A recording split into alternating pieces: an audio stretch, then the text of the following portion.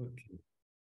Oui, bienvenue à tout le monde. C'était les petites vidéos qu'on a vues, enfin les petites vidéos, la vidéo qu'on a vue avant, c'était Amma, le darshan d'Amma, puisque la thématique aujourd'hui, c'est la compagnie des saints. Ça m'a paru naturel de partager ces images-là. Voilà, j'ai souvent cherché à être, enfin j'ai pu passer du temps auprès d'elle et donc en partie je vais vous parler de ça aujourd'hui. Mais pourquoi cette thématique? D'abord parce qu'on a parlé de discipline en fait ces derniers temps, ce qu'on appelle tapasya, la discipline spirituelle, le, le besoin d'avoir un emploi du temps bien défini et puis une pratique régulière. Euh, et c'est vrai, c'est vraiment important. C'est ça qui va faire, comme l'explique Amma, qu'on va monter les marches, on va s'élever spirituellement. On ne peut pas sans discipline, sans effort. Mais en même temps, c'est pas tout. Euh, Parce que la discipline elle-même, poussée à l'extrême, n'amène pas une élévation de la conscience. Ça, on connaît aussi. On a besoin aussi d'inspiration. L'inspiration seule ne suffit pas et la discipline seule ne suffit pas. Donc, il y a toujours besoin de cet équilibre entre les deux. Yogananda disait à un homme en fait, un homme demandait à Yogananda, est-ce que vraiment c'est nécessaire d'apprendre toutes ces techniques? Est-ce qu'on ne peut pas simplement euh, prier selon l'inspiration du cœur? Et Yogananda lui disait, bien sûr, tu peux, mais si tu n'apprends aucune technique, c'est-à-dire si tu ne pratiques pas ces techniques, ce sera comme un musicien, comme un pianiste qui ne voudrait pas faire ses gammes ni devenir bon techniquement.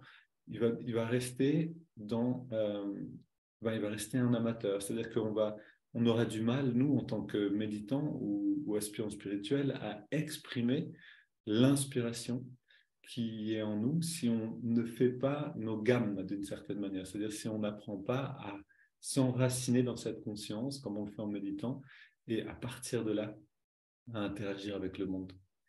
Alors, ouais, vous allez souvent me voir tourner la tête parce que j'ai les deux ordi qui sont côte à côte ce matin pour voir un peu le plan de où on va. Alors, juste pour aujourd'hui, en fait, on aura un petit moment de recentrage, ce qu'on va faire maintenant.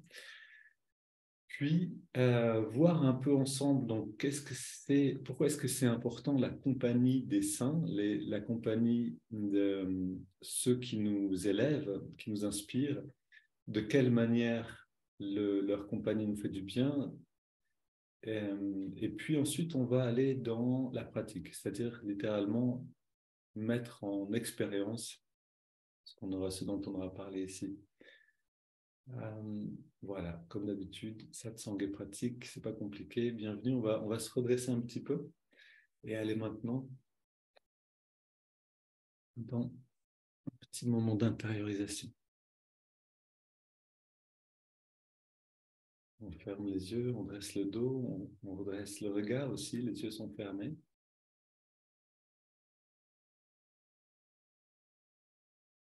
Le regard redressé au-dessus de la ligne de l'horizon nous permet de rester présent et d'élever la conscience.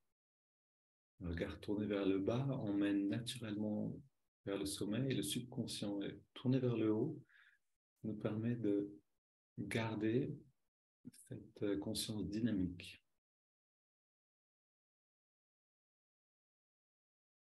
Et on concentre un instant notre attention à la jonction des sourcils, ce qu'on appelle l'œil spirituel.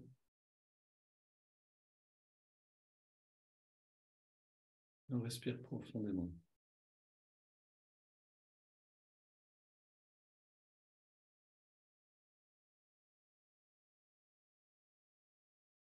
Inspire profonde, expire profonde. Et puis, on peut répéter intérieurement la prière, le mantra qu'on répète d'habitude, ou cette phrase-là que je vous propose. Ô guide divin, guide-moi maintenant et en chaque instant de ma vie.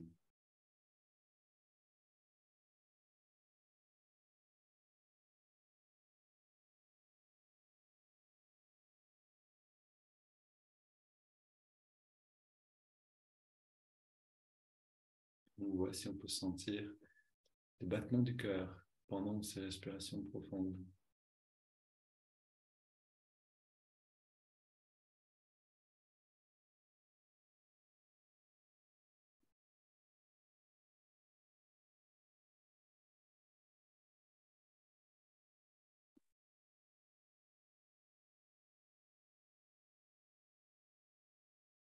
Et voilà une première manière de rentrer en relation, donc en compagnie, en sainte compagnie, c'est-à-dire avec ce guide qu'on peut appeler l'ange, ou qu'on peut appeler le maître spirituel intérieur.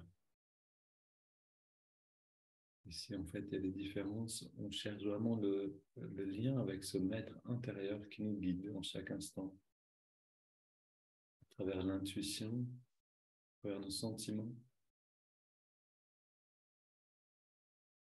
comme une présence réconfortante.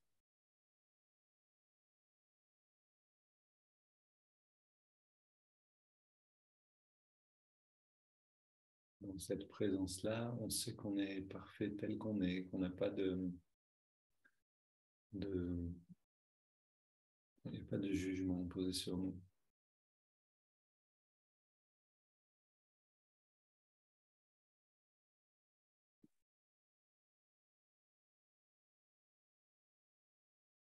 Et donc, on garde cette pratique intérieure. Cette pratique intérieure, c'est des respirations profondes, l'écoute du cœur, si on arrive à sentir le battement du cœur pour rythmer la respiration, et surtout cette prière continuelle, donc cette répétition d'un mantra sur l'inspire et sur l'expire. Donc, en gardant cette pratique, on entrelace les doigts. À l'expire, on pousse les mains vers l'avant et on arrondit le dos, comme dans le chat. Posture de yoga pour étirer derrière. Puis à l'inspire, on étire vers le ciel. À l'expire, on se penche vers la gauche et on ouvre le côté droit.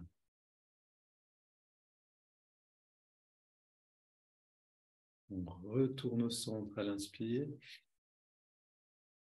Et à l'expire, on se penche à droite.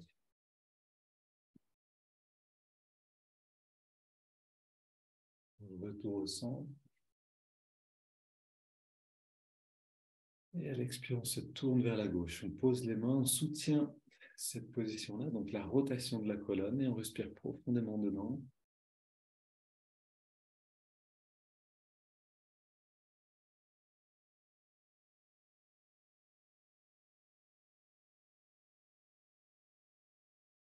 Et on revient au centre, on inspire, on étire vers le ciel, on se tourne vers la droite.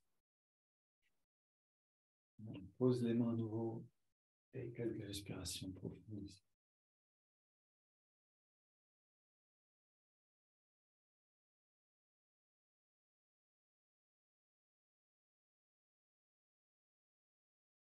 Et on pose les mains derrière, on est dans une légère flexion arrière. Donc on penche le dos vers l'arrière, on resserre les épaules, les coudes.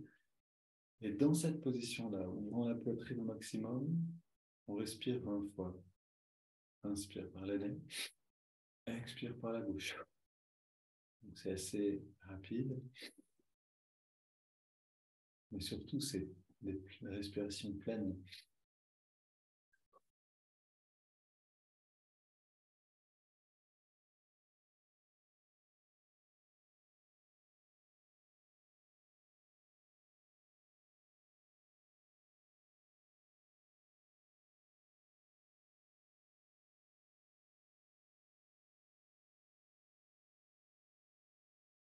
On est à la moitié.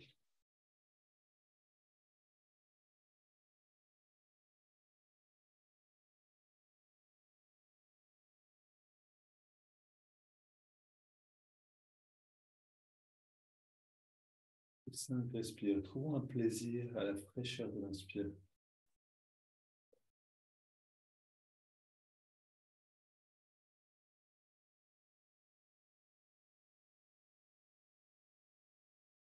Dernière. On revient au centre, on pose les mains sur les cuisses pour vers le ciel et on prend une grande inspire. On doit redresser. On garde l'air dedans un petit instant. On regarde redresser l'attention là-haut. Et on expire en se détendant.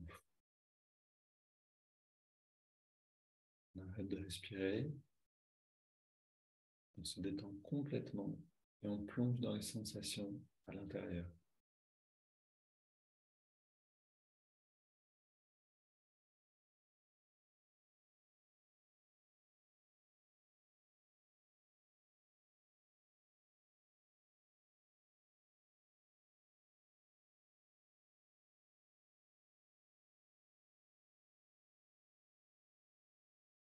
On inspire lentement. On garde l'air dedans. On rentre le ventre. On concentre l'attention dans le lobe frontal. On relâche le ventre et on expire.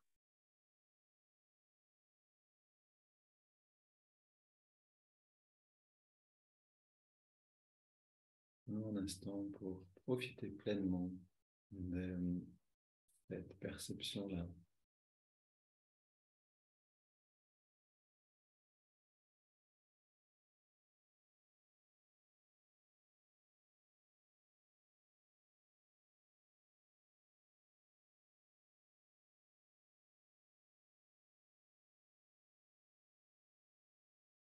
Et puis, en gardant cette perception intériorisée, on inspire profondément par les narines. On garde l'air dedans, on serre les poings, on contracte les bras, les jambes, le torse, le dos, le cou. Expire, on détend tout. À nouveau, inspire. Donc, c'est une contraction progressive de tous les muscles jusqu'au maximum. Et une détente totale. Encore une fois.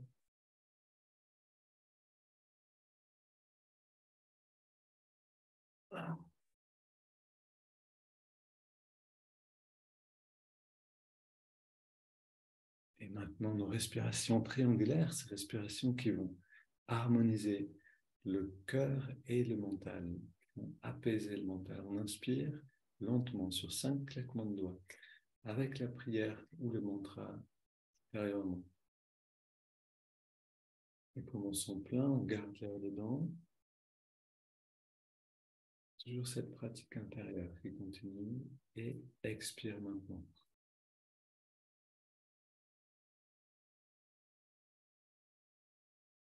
Inspire à nouveau.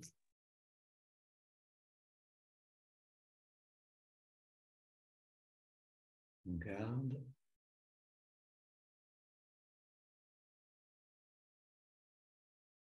Expire.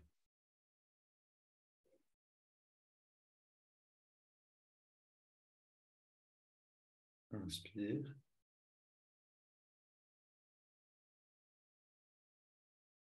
On retient le souffle.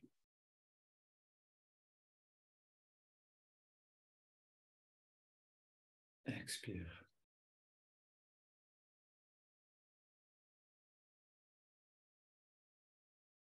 On prend une grande inspire et on abandonne le contrôle de la respiration. On laisse aller l'air naturellement sans rien contrôler.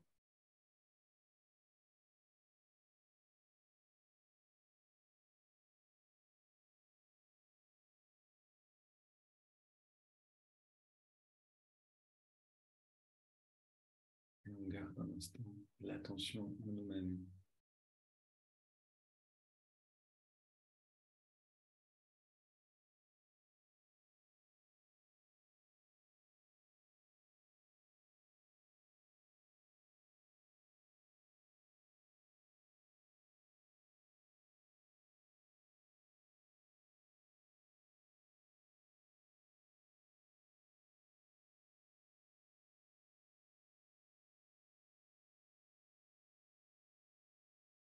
Ok, vous pouvez rester les yeux fermés ou ouvrir ensuite.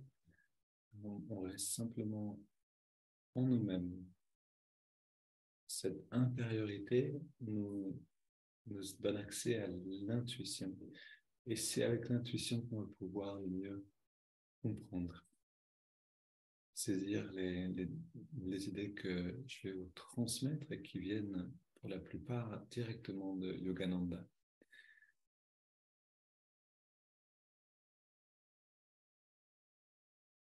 Donc, déjà pour comprendre en fait de quoi a besoin un méditant, un aspirant spirituel, donc quelqu'un qui veut grandir en esprit, on peut prendre cette, comme je vous disais tout à l'heure, l'image du musicien, c'est-à-dire on a besoin de technique et on a besoin d'inspiration. La technique fera d'un musicien un technicien seulement, et l'inspiration ne lui permettrait pas d'exprimer son art. On a vraiment besoin de cet équilibre constamment entre les deux. Discipline, inspiration. Et maintenant, pour comprendre plus exactement, en fait, pourquoi la proximité d'un saint ou de personnes spirituellement élevées, inspirantes, pourquoi est-ce que ça, c'est important? On a besoin de voir un petit peu ce qu'on appelle, ce qu'on peut appeler la mécanique des forces cosmiques, c'est-à-dire véritablement deux forces qui sont présentes dans la création, qui sont présentes dans le monde, toujours à l'œuvre, et qui ont une influence constante sur notre esprit, sur notre conscience. Donc ça, c'est quelque chose qu'on retrouve en fait, dans toute tradition, dans toute religion. On parle de ces deux énergies. On va leur donner différents noms. On peut l'appeler, il y a une énergie qui va nous ramener en fait naturellement vers ce qu'on est, vers notre essence réelle. Cette énergie-là, on peut l'appeler l'Esprit Saint ou la vibration du Om. On peut aussi l'appeler le maître intérieur, l'intuition. On l'appelle la petite voix. C'est aussi toutes les vertus. Donc, c'est toutes ces choses, en fait, toutes les manifestations de cette énergie qui vont nous ramener en nous-mêmes, nous ramener vers qui nous sommes réellement.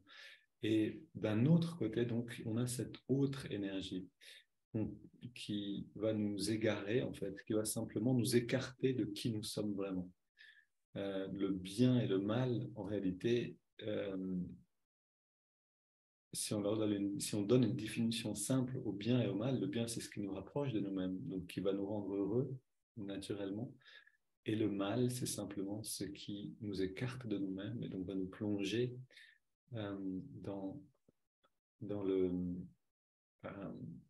la séparation, dans le moins bien-être. Maintenant, on appelle ces choses, cette énergie-là, on peut l'appeler Satan dans la tradition chrétienne, le diable, celui qui divise. Dans la tradition yogique, on l'appelle Maya, ou la force de l'illusion. C'est-à-dire cette énergie qui va nous attirer vers le monde et qui va nous faire croire que c'est dans le monde qu'on va trouver notre bonheur, ou aussi qui nous identifie, qui identifie notre esprit à la matière. On pense, je suis ce corps. Une fois que ce corps disparaît, ou mon bonheur, mon bien-être dépend de ce corps. Mon existence, c'est ce corps. Donc tout ce qui en fait nous identifie au monde, tout ce qui nous attache au monde, tout ce qui nous fait aller vers le monde spirituellement, c'est cette seconde énergie qui s'oppose à la première. Pourquoi est-ce que ces deux énergies existent? Bonne question. On dit, il y a une légende, une petite histoire qui explique en fait la nécessité de ces deux énergies. On dit donc, c'est un petit conte hindou qui dit rapidement, je vous le résume, Dieu, il y a très longtemps, a créé les humains, a fait la création avec les humains en les créant parfaits. Et donc, ceux qu'il a créés, les hommes, les femmes, se sont rapidement assis en méditation et ont réuni leur conscience à la conscience divine. Et c'était terminé.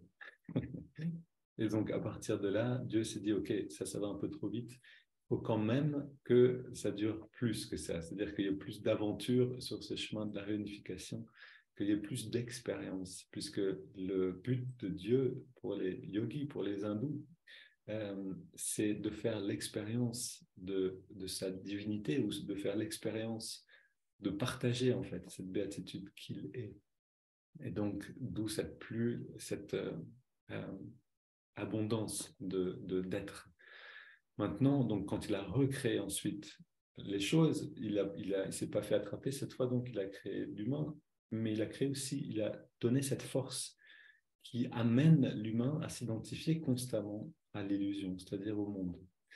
Et créant donc ce qu'on peut appeler Satan, qui est en fait vraiment une partie de Dieu, c'est une énergie, on a tendance à la personnaliser dans la tradition chrétienne, à voir un diable, voilà, vraiment en faire une personne.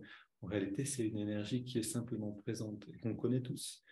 On connaît toutes ces situations dans lesquelles on sait en réalité ce qu'on devrait faire, ou ne pas faire d'ailleurs, mais où on cède à la tentation du plaisir immédiat, parce qu'on a une petite faiblesse de volonté ici, en fait. On a du mal à écouter cette voix qui ne parle pas fort, la petite voix, mais c'est très facile, par contre, d'écouter la voix forte de la tentation qui dit « Allez, mange encore un bout de chocolat », alors qu'on sait que ça ne va pas nous faire du bien. Bon, c'est juste un exemple.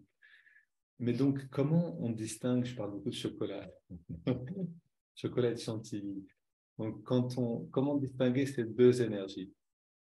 Alors,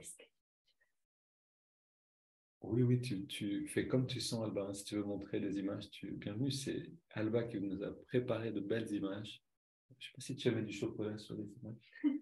On va voir. Mais qui illustre ces idées-là. Et donc, oui, les deux forces d'énergie dans l'univers, on peut appeler ça la lumière et l'obscurité, en effet. L'un amène vers la lumière, l'autre nous emmène vers l'obscurité. Et donc ça, c'est quelque chose qui est constant dans notre vie. C'est-à-dire qu'on est constamment devant une séparation des chemins. On peut aller à gauche, on peut aller à droite. On peut aller en fait, on peut agir selon cette intuition ou on peut se laisser aller à agir selon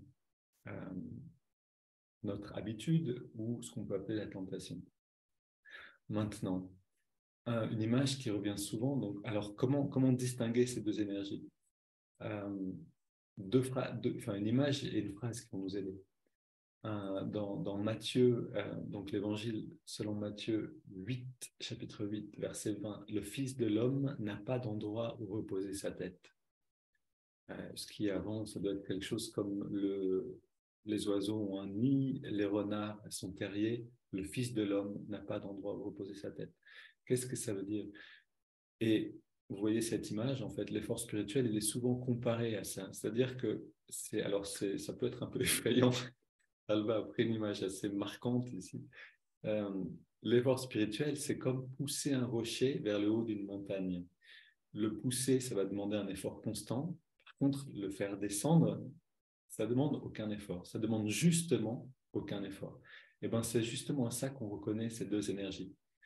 Il y en a une qui va demander à la fois un effort de discernement pour faire le bon choix, pour entendre la bonne voix, et ensuite un effort pour mettre cette décision en action, et alors que l'autre, ça va être facile. L'autre, ça va nous paraître naturel. Si vous vous rappelez, il n'y a pas très longtemps, je vous lisais dans une méditation guidée, c'était... Est-ce que c'est moi qui vous le lisais ou c'était dans une vidéo d'introduction? Je ne sais plus. Non, c'est moi qui vous le lisais. Il y a un disciple de Yogananda qui adorait aller se baigner, qui voulait aller se baigner dans la mer. Et Yogananda lui avait dit, ne va pas te baigner dans l'océan. Et donc, il nous racontait ici, ce disciple, qu'il est arrivé sur le bord de la mer, l'ashram étant sur le bord de la mer, et que voilà, c'était merveilleux, il faisait beau, il était avec des amis, la mer était calme, tout a l'air naturel. C'est-à-dire que quand on est face à ce qu'on ne devrait pas faire, mais qu'on a envie de faire, tout va nous paraître absolument juste. Oui, je vous vois qui sourit, vous connaissez ça.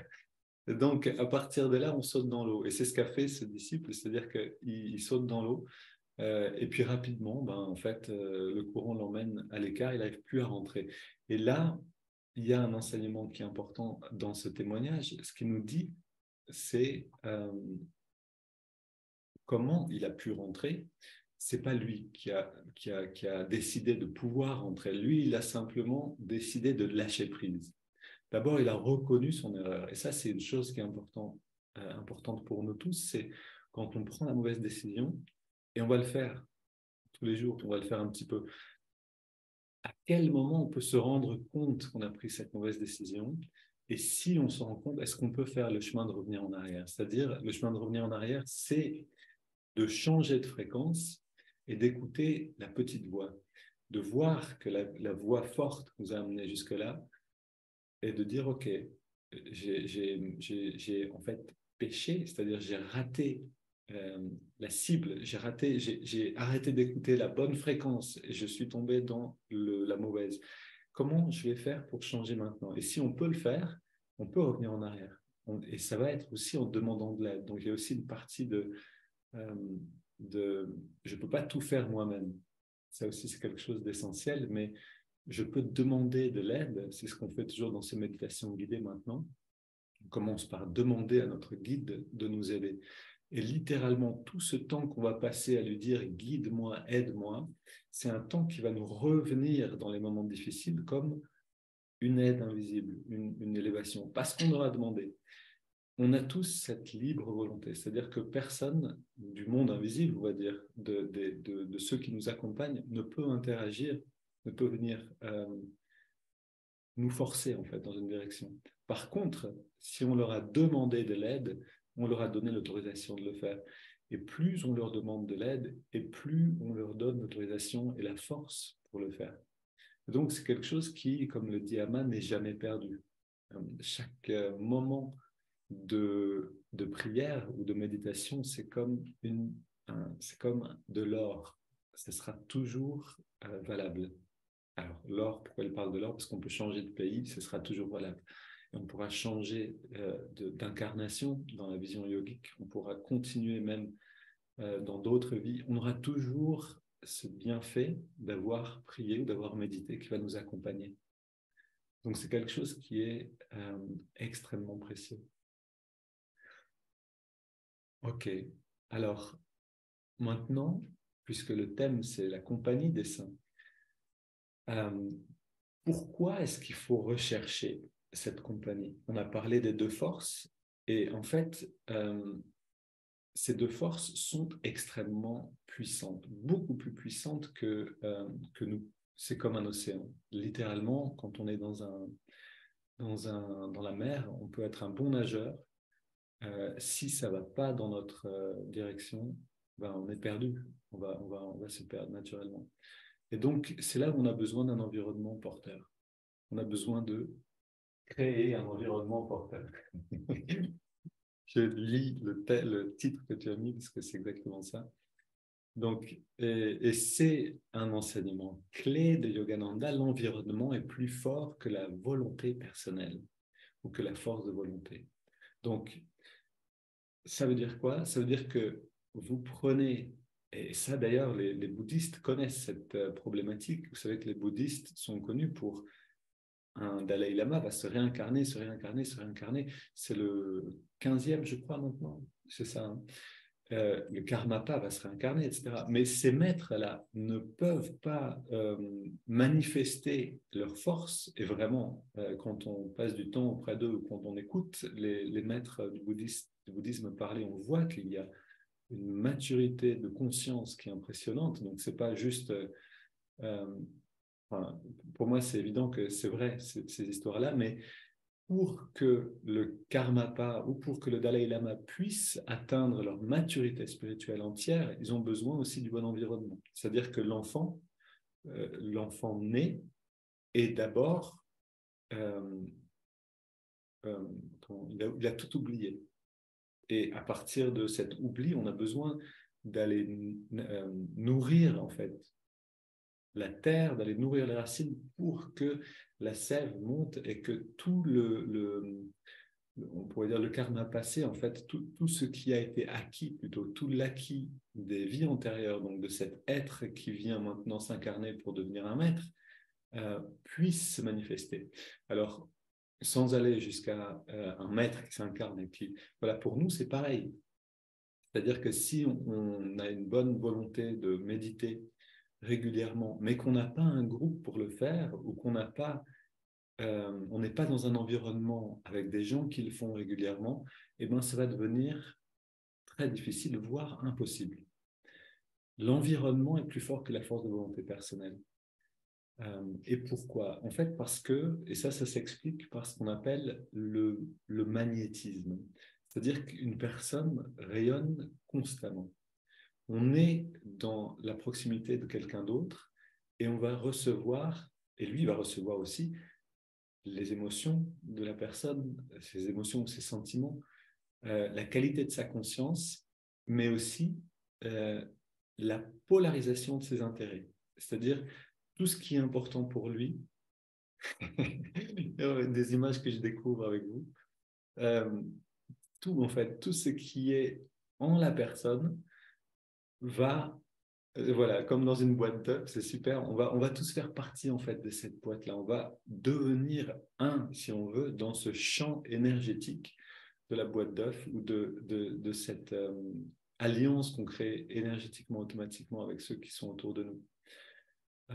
Et donc, c'est quelque chose qui est à la fois merveilleux, c'est l'existence humaine, c'est ça qui fait la richesse de l'existence humaine, d'être ensemble et de partager ce vécu par les cinq sens, mais aussi au-delà des cinq sens, justement par cette énergie qui rayonne, par la conscience elle-même.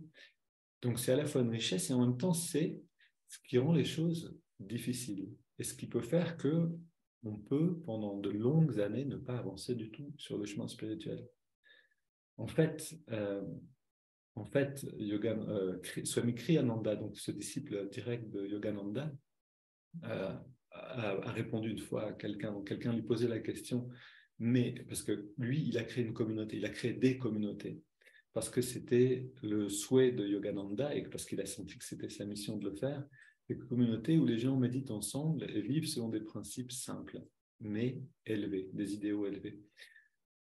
Et donc, les personnes qui vivent dans ces communautés avancent à toute vitesse parce que on est ensemble, on est dans une même intention, on est constamment dans des pratiques ensemble, mais aussi on mange ensemble, et ça. Donc, la conscience se renforce, l'intention se renforce, ça crée un mouvement très fort. Et vraiment, quand on est dans une communauté d'Ananda, ben on le sent, on avance. Ça, c'est pas un problème. C'est quelquefois d'ailleurs difficile parce qu'on est mis face à nos difficultés, aux choses qui ne sont pas pacifiées en nous-mêmes, bien sûr. C'est un peu comme habiter dans une machine à laver. Comme disait un dévot d'Ama qui habitait dans un ashram, ce n'est pas toujours très agréable. Mais on avance. Et ça, on l'a senti clairement avec Alba quand on est allé chez Amma à l'ashram. On rentre, on est quelqu'un, on ressort au bout de 2 semaines, on est quelqu'un d'autre, quelque chose s'est transformé. Euh, et, mais attendez, je ne voulais pas perdre le fil. Oui, et donc cette personne demande à Swami Kriyananda, mais comment font les gens dans le monde pour avancer quand c'est si précieux la communauté? Parce qu'il découvrait ça dans la communauté Ananda. Et Kriyananda lui a répondu une réponse assez frappante. Il lui a dit, il n'avance pas. Alors, ok, est-ce que ça veut dire qu'on est condamné? Non, mais ça veut dire que sans le soutien d'un environnement porteur, c'est littéralement possible, voire très, très difficile. Il faut vraiment avoir des prédispositions extrêmement fortes pour avancer spirituellement. Et donc, l'importance ici, voilà, est énorme. Ce n'est pas juste un petit peu important ou une option ou quelque chose comme c'est agréable d'être en groupe parce que c'est sympa. Oui, c'est agréable et c'est sympa, mais en plus de ça, sans la force que le groupe nous donne, eh ben, plusieurs maîtres vont nous dire vous ne pouvez pas le faire. Le Bouddha, dans la création du bouddhisme, a créé la Sangha. C'était un des, je crois que c'est 4 joyaux, si je ne me trompe pas. Oui, hein, je vois des bouddhistes qui hochent la tête. Oui, ok. En tout cas, on a beaucoup été inspirés par les bouddhistes à un moment avec Alba, et je sais que certains d'entre vous aussi. on a ces merveilleux enseignements dedans que le groupe est absolument essentiel. Alors, Yogananda explique le magnétisme d'une manière assez pragmatique. Donc, Yogananda, il est arrivé en Amérique à un moment où il y avait encore peu d'intérêt pour la spiritualité. Enfin, il y avait un intérêt, mais il a beaucoup aidé à à réveiller cet intérêt. Donc, au début, il parlait vraiment de ce qui intéressait les gens. Donc, être un businessman qui a du succès, euh, être en bonne santé, vivre dans une famille heureuse, etc. Les choses qui vont intéresser tout le monde. Et à partir de là, il a commencé à parler de la spiritualité. Mais parlant de ces choses, il a dit clairement, par exemple, un artiste qui veut devenir un artiste qui a du succès doit se mélanger à d'autres artistes qui ont du succès. Plus que ça, il doit leur serrer la main, il faut qu'il les touche. C'est-à-dire que par le toucher, il y a une vibration qui passe et un magnétisme qui passe de l'un à l'autre. Et ce magnétisme va nous aider à atteindre en fait les buts qu'on aimerait atteindre. Et donc, voilà, littéralement, il disait aux businessmen, ben, mettez-vous dans la proximité de gens qui vous inspirent, qui ont réussi dans ce que vous voulez faire, passez du temps avec eux, serrez-leur la main, que le contact se fasse. Et donc, on a ça dans la tradition spirituelle, dans les traditions spirituelles, avec le toucher au moment de la bénédiction ou du baptême. On a un toucher qui vient réveiller cette spiritualité. Et c'est vraiment ce que fait Amma, c'est-à-dire que quand Amma prend dans ses bras, c'est pas simplement consoler quelqu'un, mais c'est lui donner ce réveil spirituel par le toucher, lui donner son magnétisme à elle, c'est-à-dire son amour du divin, elle le communique de cette manière. Et donc, après l'avoir reçu encore et encore, le feu peut brûler de soi-même. Ou comme dit Yogananda d'ailleurs, à propos de feu, un charbon ardent, on peut dire ça en français, ne devient pas ardent par lui-même. C'est en le mettant près d'un autre qui est déjà rouge que ce charbon va devenir rouge et va devenir ardent lui aussi. Il faut quand même qu'on voit un peu des belles images que tu as. Donc, euh, donc oui, le magnétisme, on se serre la main. Donc, on sait que les Indiens ne se touchent pas volontiers. On a plutôt cette manière de s'incliner parce qu'on sait que quand on se touche, eh ben, il y a quelque chose qui passe. Et donc, à qui on va serrer la main? Est-ce que c'est une bonne idée de le faire? Comment se transmet? Alors, il ne faut pas tomber dans la parano, bien sûr, mais c'est important d'être conscient de ça parce que vraiment, ça a une force énorme sur notre vie. Comment se transmet ce magnétisme? Bien sûr, donc dans la tradition spirituelle, par la relation du maître et du disciple. Et ici, qu'on ait un maître en vie ou pas, fait une différence.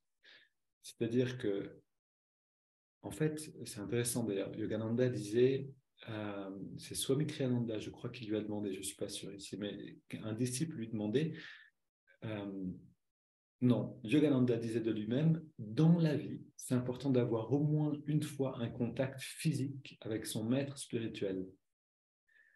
Et donc, qu'est-ce qu'on fait si notre maître, c'est Jésus ou Bouddha euh, ou un autre maître qui n'est plus dans son corps? Et, et en fait, alors je ne sais plus qui a dit quoi, etc., mais ce que Kriyananda nous explique, c'est que à partir du moment où le maître touche les disciples et ses disciples touchent d'autres, le toucher du maître peut se répandre de cette manière. C'est-à-dire que le magnétisme se donne en fait de disciple en disciple, de génération en génération. Et donc le toucher va être important d'aller chercher en fait ce toucher-là on pourrait dire, l'arbre généalogique de cette tradition-là. Maintenant, quelquefois, on commence à voir si Jésus a touché un tel, qui a touché un tel, qui a touché un tel, qui a touché un tel, et puis lui bon, c'est trop difficile. Par contre, on peut aller chercher des saints, on peut aller chercher des moines qui nous inspirent, Euh, Par exemple, près de chez nous, on a un monastère qu'on aime beaucoup et on va régulièrement les voir le dimanche. Et on a un père à l'intérieur qui s'appelle le père Pierre, qui est un merveilleux moine, un merveilleux prêtre. Et voilà, on sait, certains qui sont... non, Hélène n'est pas là, mais bref, certains qui sont là le savent, la présence du père Pierre, c'est quelque chose de précieux. C'est-à-dire que ça peut vraiment influencer notre humeur intérieure, notre conscience. Et quelle que soit la personne que vous connaissiez qui soit dans cette capacité-là, trouvez le temps de parler avec cette personne, trouvez le temps oui, de toucher cette personne, de rester dans sa présence. C'est quelque chose voilà, qui est très précieux. On ne s'en rend pas toujours compte sur le moment, parce qu'on est dans la conscience, donc on ne voit pas de l'extérieur, en fait. Mais ça nous transforme, il y a quelque chose qui peut changer. Ok, on garde aussi le temps, parfait, donc on continue ici. Donc, que peut faire un saint pour nous? Alors, rester dans la compagnie des saints, c'est important. Souvent, d'ailleurs, quand on est dans la compagnie des saints, on va manger avec eux. Donc, c'est vraiment ce que faisait Jésus. Hein. Souvent, on a Jésus qui mangeait avec ses disciples ou avec les personnes chez qui il était invité. Pourquoi est-ce que cette tradition existe de manière si persistante? Amma aussi va manger avec les dévots, avec toutes les personnes qui sont à l'ashram, au moins une fois par semaine. Parce que quand on mange en compagnie de quelqu'un, on va encore plus obtenir et mélanger en fait ces énergies. Et c'est toujours la personne qui a le plus de magnétisme, qui a le plus de force spirituelle, qui va rayonner et qui va contagionner d'une manière positive les personnes autour. Et donc, c'est un grand cadeau que nous fait Amma en prenant le temps de donner chaque assiette à chaque personne individuellement. Ça fait des files de 2 heures. On attend comme ça l'un derrière l'autre. On va chercher l'assiette. Ça dure 4 secondes. Même pas. On a ce moment comme ça avec Amma et puis ensuite on va manger. Mais on mange ensemble. Le moment où on mange ensemble est très important. Et d'ailleurs, on trouve ça je veux dire, hors de la spiritualité, quand deux familles, en fait, quand il y a un mariage, les deux familles vont se réunir et manger ensemble. C'est une manière de unir, d'allier en fait les familles, de partager une conscience, de créer une alliance.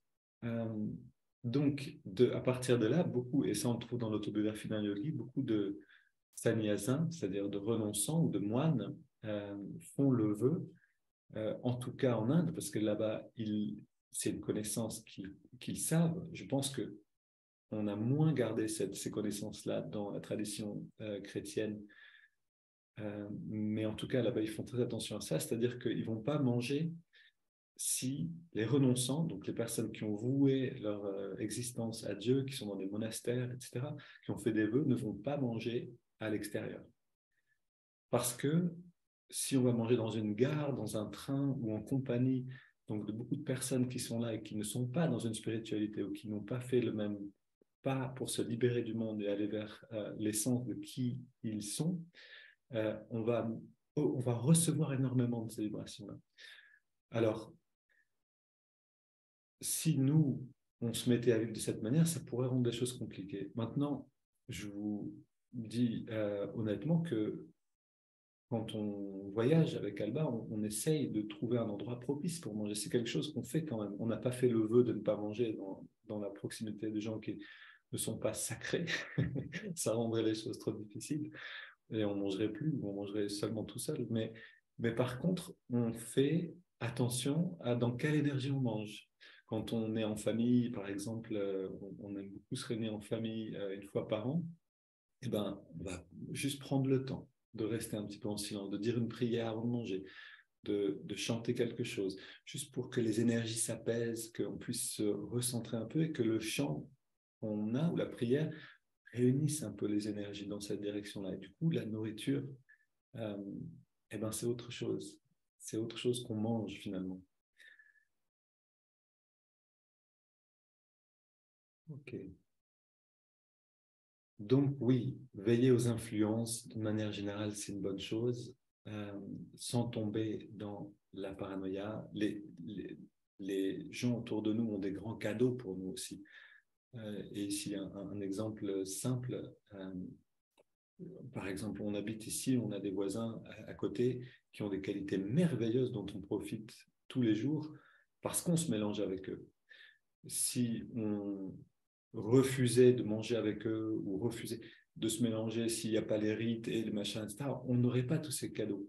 C'est-à-dire que les qualités des personnes qui nous entourent vont aussi venir en nous parce qu'on passe du temps avec ces personnes-là. Donc, c'est quelque chose de merveilleux, de bon, c'est un cadeau. Et en même temps, ça peut être un cadeau empoisonné. Et donc, il faut savoir aussi dire, OK, maintenant, c'est bien, on a passé un temps ensemble, maintenant, ça suffit. Ou alors, euh, j'ai le choix d'aller voir un tel, un tel et un tel. Je sens qu'aujourd'hui, je dois faire attention et aller voir plutôt des personnes qui vont me fortifier dans ma pratique, dans mon intériorité. Donc, en fait, choisir consciemment. Je pense que c'est vraiment la clé. Je crois plus dans un temps où enfin, les monastères se vident petit à petit, un peu dans toutes les traditions.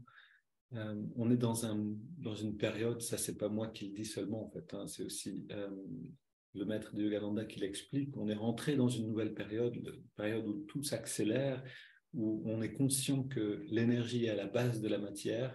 Il y a une évolution de la conscience qui se passe. Avant, c'était la matière et c'est la vie.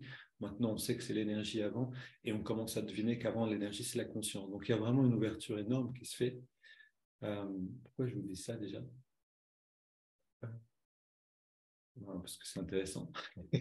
Mais sans doute parce que c'est important de faire attention, en fait. Voilà, on n'est plus dans un temps où on a besoin de se retirer du monde, comme ça a été le cas pendant des siècles. Alors là, je parle simplement, je dis ce que j'ai entendu. Hein. Ce n'est pas moi qui le réfléchis, mais je crois en ces choses-là.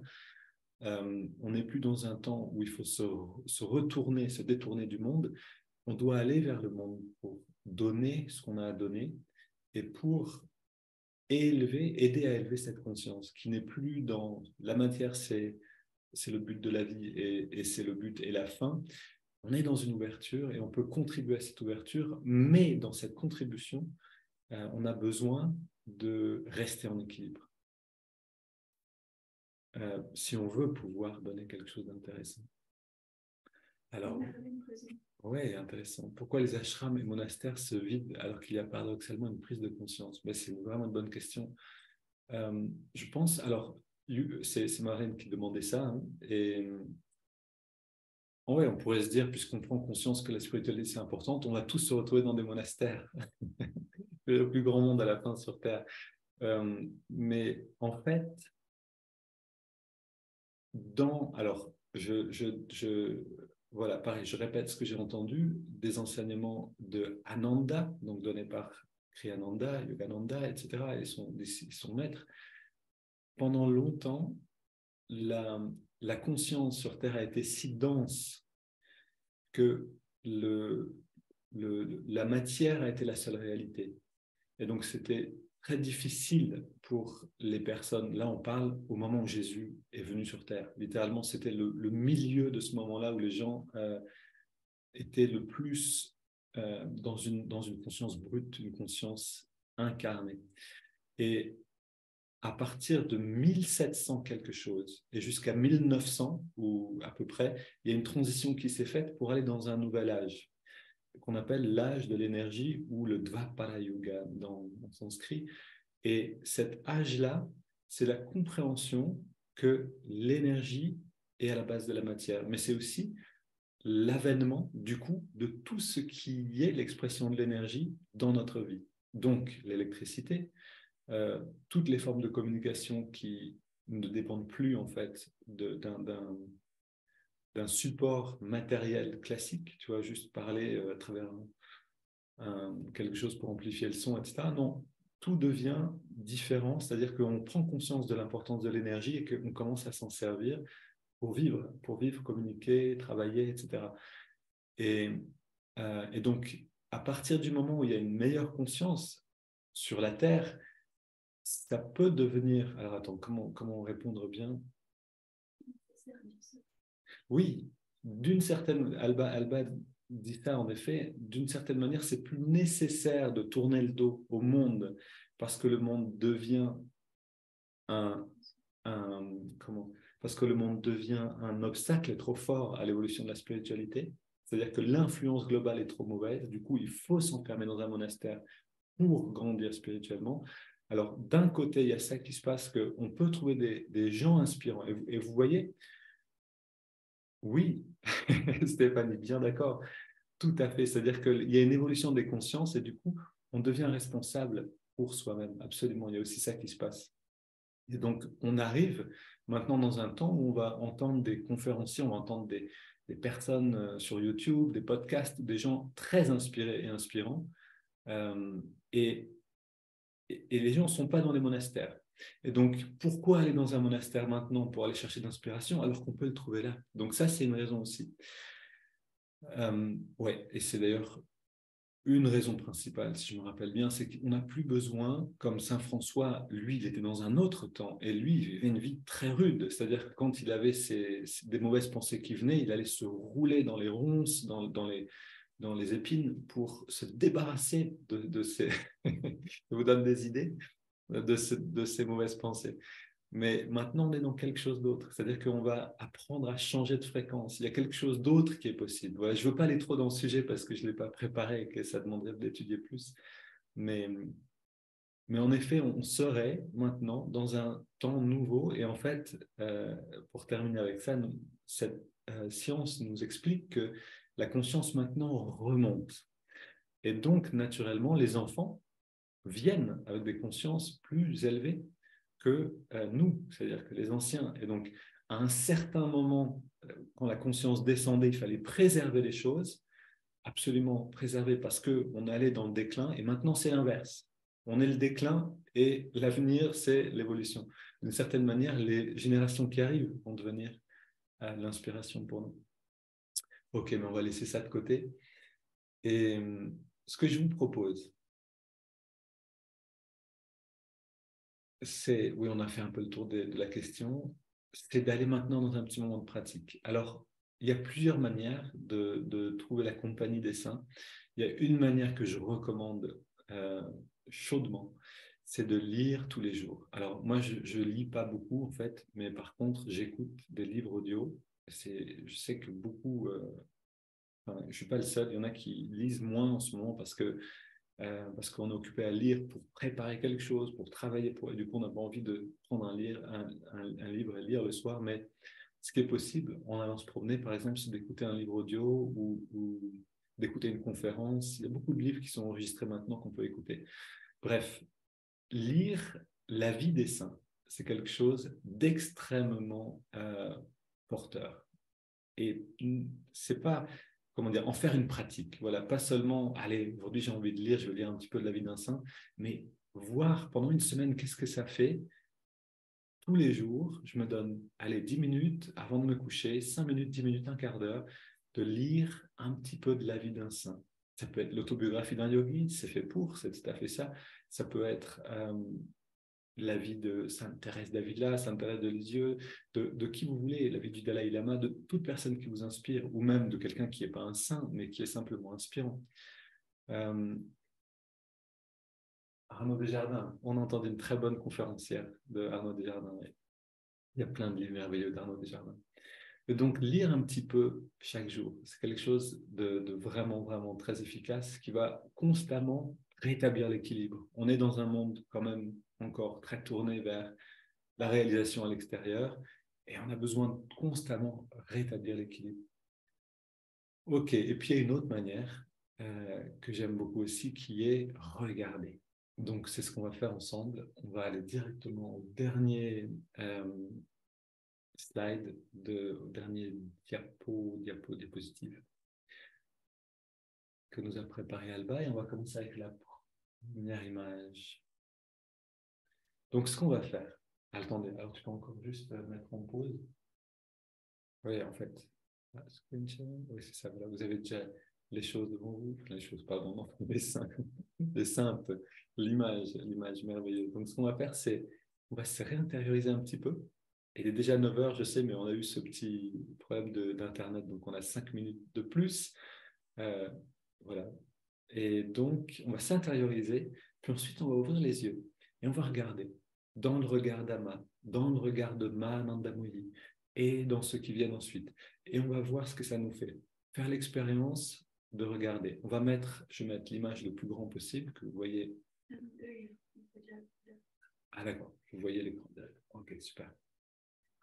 Donc, ce qu'on va faire, fermer les yeux un instant et rétirer le dos. On inspire, on entrelace les doigts. Expire, on pousse les mains vers l'avant, on arrondit le dos. Inspire, on étire vers le ciel. Expire, on se penche à gauche. Retour au centre. Expire à droite. Retour au centre.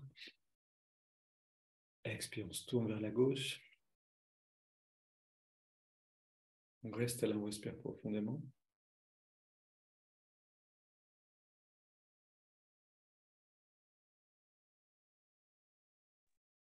Et on revient au centre. Inspire, on étire vers le ciel.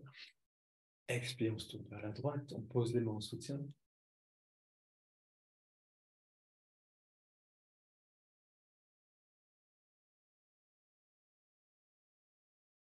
Et on vient au centre. On pose les mains derrière. Voilà. Et maintenant, nos 15 respires nous permettent de plonger plus rapidement à l'intérieur.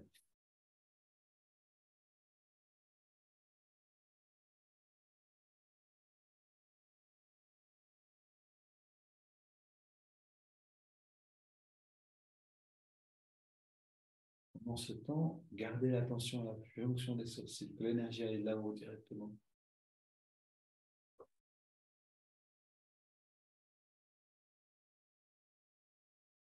5 respire.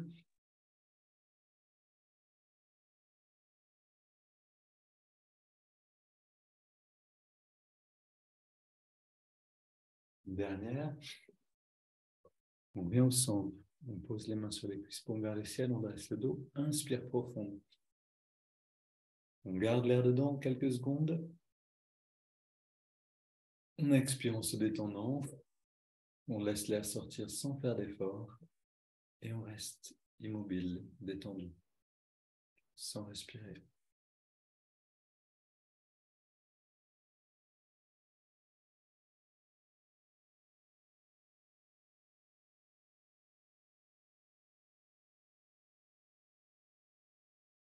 On prend une grande inspire. Et on laisse l'air aller et venir sans plus rien contrôler. On garde les yeux fermés encore un peu. Et on demande intérieurement, avec les mots qui vous correspondent, on demande une expérience des divins. On demande à ressentir, à voir dans les visages qu'on va regarder, dans les yeux dans lesquels on va regarder, à voir le divin se manifester dans la chair.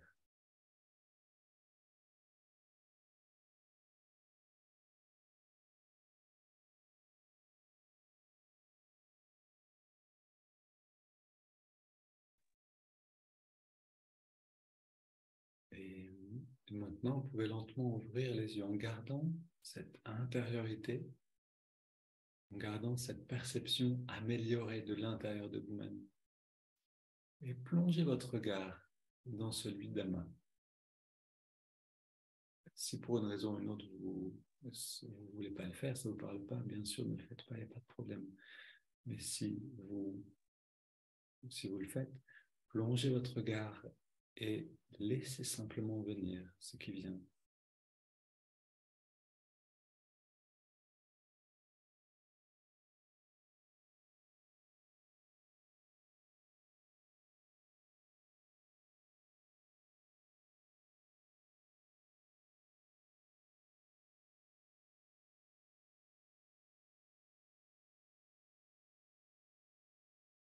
On dit que l'œil gauche est particulièrement vivant, comment dire, plus accessible dans le reflet de l'âme. mais regarder librement les deux yeux et simplement ressentir. On ne veut rien, on reste ouvert.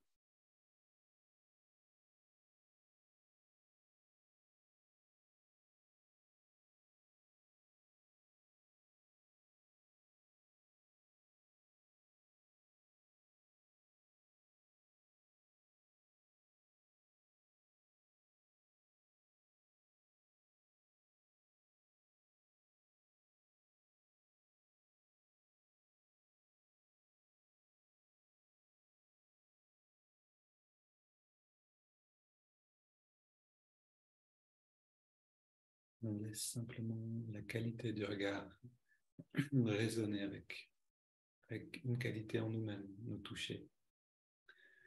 Et voyons maintenant, observons, regardons dans le regard de Mahanandamani.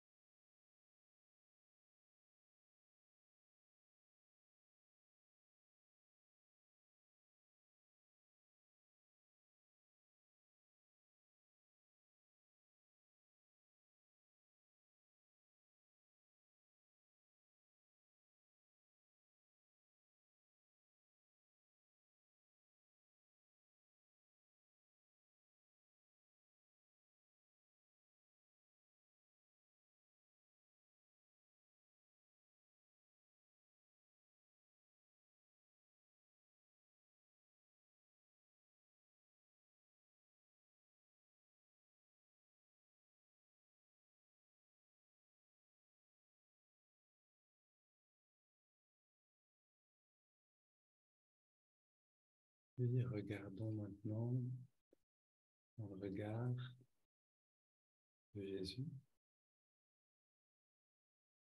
Alors, c'est bien sûr pas une photo, mais une peinture particulièrement vivante, je trouve, de son regard.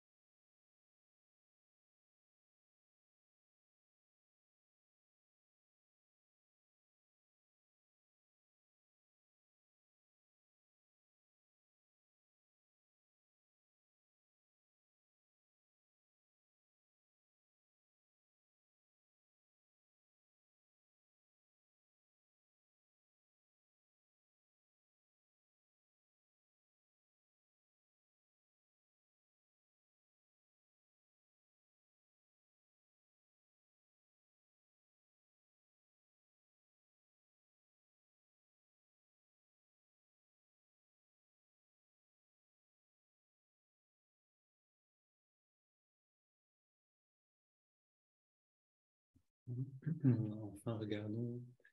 Oh, regarde Yogananda.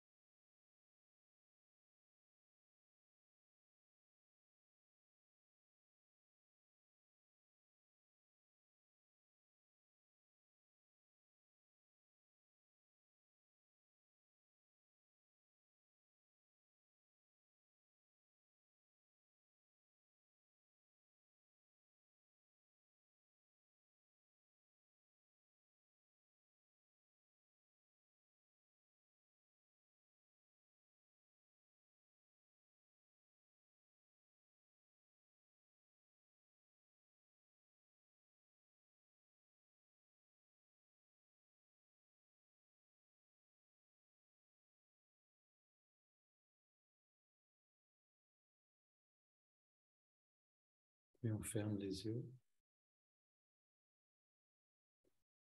et on ressent. Comment est-ce que cette pratique nous touche? Comment ce regard, ces regards agissent sur nous?